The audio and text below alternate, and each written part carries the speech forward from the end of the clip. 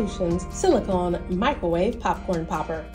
It's collapsible, which makes it easy to store, easy to carry. The lid is very simple to use and rises with the popcorn when the popcorn is popping. It has the measuring lines for the popcorn small batch or large batch.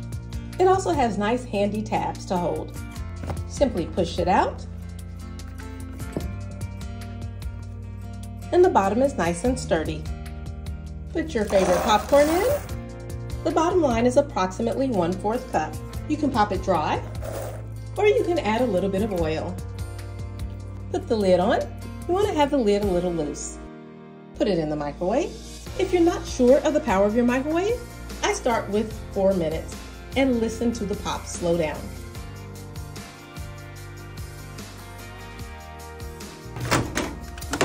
Let's see what it looks like.